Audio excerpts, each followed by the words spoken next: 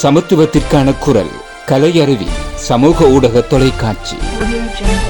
கலையருவி தொலைக்காட்சியின் பிரதான செய்திகள் வாசிப்பவர் ACM ருமைஸ். முதலில் தலைப்புச் செய்திகள். ஜனாதிபதியின் கீழ் 94 நிறுவனங்கள், வெள்ளத்தால் 4 லட்சம் பேர் பாதிப்பு, ஒத்திவைக்கப்பட்ட மேலும் 2 பரீட்சைகள். அவை இன்றைய தலைப்புச் செய்திகள். இனி விரிவான செய்திகள்.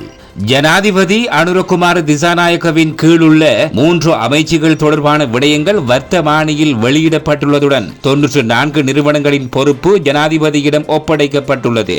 இந்த 94 நிறுவனங்கள் ஜனாதிபதியின் கீழ் உள்ள நிதி மற்றும் பொருளாதார விவகார அமைச்சின் கீழும் பாதுகாப்பு அமைச்சின் கீழும் உள்ளடங்குகின்றன.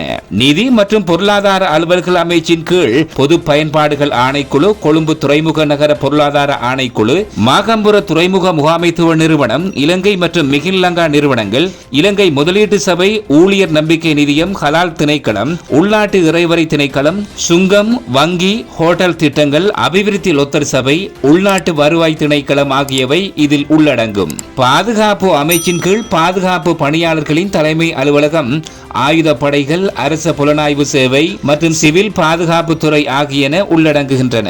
மேலும் டிஜிட்டல் பொருளாதார அமைச்சின் கீழ் இலங்கை டெலிகாம் கட்டுப்பாட்டு நிறுவனங்கள், கணினி அவசர பதில் மன்றம், தரவு பாதுகாப்பு அதிகார சபை, ஆட்பதிவு திணைக்களம், தொலைத்தொடர்பு ஒழுங்குமுறை ஆணைக்குழு உள்ளிட்ட 7 நிறுவனங்கள் சம்பந்தப்படுகின்றன. இது தவிர அமைச்சர் நலிந்த ஜெயதிசவின் கீழ் உள்ள 41 நிறுவனங்களும், பிரதமர் ஹரிணி அமரசூரியவின் கீழ் உள்ள 26 நிறுவனங்களும் வர்த்தமானியில் வெளியிடப்பட்டுள்ளன. தற்போது நிலவும் சீரற்ற காலநிலை காரணமாக 24 மாவட்டங்களில் 1,20,534 குடும்பங்களைச் சேர்ந்த 4,1707 பேர் பாதிக்கப்பட்டுள்ளதாகவும் 12 பேர் உயிரிழந்ததாகவும் அனர்த்த முகாமைத்துவ நிலையம் தெரிவித்துள்ளது. மன்னார் மாவட்டம் மிக மோசமாக பாதிக்கப்பட்டுள்ளதுடன் 63,883 நபர்கள் பாதிக்கப்பட்டுள்ளனர். அதனைத் தொடர்ந்து யாழ்ப்பாண மாவட்டத்தில் 56,732 பேர் பாதிக்கப்பட்டுள்ளனர். மேலும் சீரற்ற காலநிலை காரணமாக 102 வீடுகள் முற்றாக சேதமடைந்துள்ளதுடன் 1952 வீடுகள் பகுதியளவில் சேதமடைந்துள்ளன.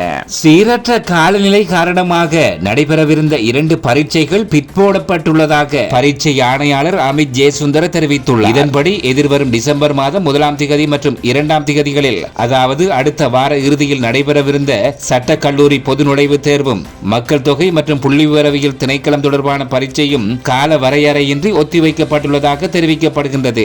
மேலும் இந்த பரீட்சைகள் நடைபெறும் திகதிகள் தொடர்பில் சம்பந்தப்பட்ட பரீட்சார்த்திகளுக்கு அறிவிக்கப்படும் எனவும் பரீட்சை ஆணையாளர் மேலும் குறிப்பிட்டுள்ளார்.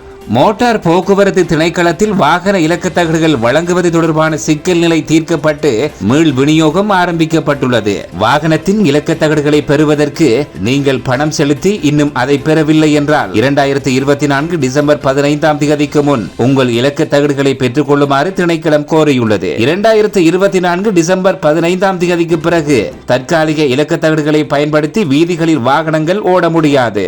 மேலும் தற்காலிக இலக்கத்தகடுகளை பயன்படுத்தும் வாகனங்கள் மீது காவல்துறை சட்ட நடவடிக்கை எடுக்கும். தற்காலிக இலக்கத்தகடுகளுடன் வாகனம் ஓட்டுவதற்கு இதுவரை உங்களுக்கு வழங்கப்பட்ட அனுமதி 2024 டிசம்பர் 15ஆம் தேதி அன்று ரத்து செய்யப்படும் என்று தெரிவிக்கப்பட்டுள்ளது. இத்துடன் இன்றைய பிரதான செய்திகள் முடிவடைந்தன.